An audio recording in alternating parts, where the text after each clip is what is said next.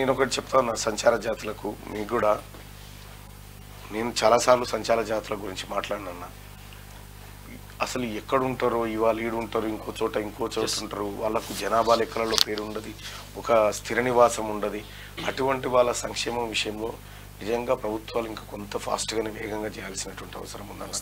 ఆ పిల్లలకి ఉద్యోగాల విషయంలో అసలు వాళ్ళకు సర్టిఫికేట్లు సరిగా రావు, కార్యాలయాల్లో చదువు సరిగా ఉండదు. ఎందుకంటే వాళ్ళు కొన్ని రోజులు ఇక్కడ ఉంటారు, కొన్ని రోజులు ఇంకో చోటు ఉంటారు. కాబట్టి సంచార జాతుల ప్రధాన సమస్యలు ఏమని చెప్తామన్నా? సంచార జాతులలో ప్రభుత్వం గుర్తించిన కేవలం 56 కులాలు మాత్రం. గుర్తించని కులాలు కూడా ఇంకో 20-30 ఉంటాయి. అంటే ఎక్కడ కూడా బీసీలలో కానీ ఎస్సీలలో కానీ ఎస్టీలలో లేని కులాలు రోడ్ల మీద కనీసం ఒక గుడిసె లేని జనాభా ఉన్నది. వారి పిల్లలు చదువుకోవాలంటే ఈ రోజున ఒక ఎంఆర్ ఆఫీస్ పోయి అయ్యా మా క్యాస్ట్ సర్టిఫికేట్ కావాలంటే నీ క్యాస్ట్ ఎందులోకి వస్తుందని చెప్పలేని పరిస్థితి. ఆ సమస్య మీద గత 10 ఏళ్ళుగా మేము పోరాటం చేస్తే 13 కులాలను కలిపినా కానీ ఏంటంటే మాకు సపరేట్ అంటే అత్యధికంగా దీనస్థితిలో ఉన్నారు, మాకు ఒక కార్పొరేషన్ ఏర్పాటు చేయండి, మాకు ఆర్థికంగా ఆదుకోండి అని మేము గత 10 ఏళ్ళుగా మేము ఎంత సంచార జాతులకు నిజంగా కొద్దిగా అన్యాయమే జరిగింది.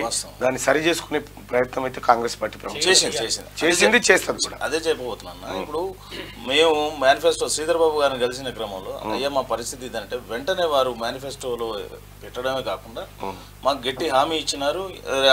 ఎలక్షన్ అయిపోగానే రేపు ఈ కోడ్ అయిపోగానే సంచార జాతులకు ఒక సపరేట్ కార్పొరేషన్ ఏర్పాటు చేస్తా ఉన్నాం. ఇంకోటి ఏంటంటే మాకు కేంద్ర ప్రభుత్వం కూడా అన్యాయం చేస్తూ ఉందన్న.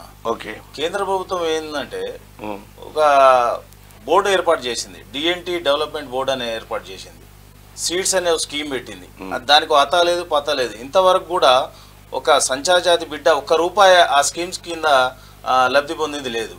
కేవలం షో చేయడానికి, కేవలం వారు పేపర్లలో టీవీలలో మేము సంచార జాతులకు ఇది ఇస్తున్నాం అది ఇస్తున్నాం అని చెప్పుకోవడానికే తప్ప ఒక్కరికి కూడా ఒక లబ్ధి పొందింది లేదన్న.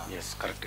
తప్పకుండా అన్న, మీరు ఏదైతే మీ జాతుల కోసం ఆలోచిస్తా ఉన్నారో దానికి మా భుజం కూడా తోడవుతుంది ఖచ్చితంగా.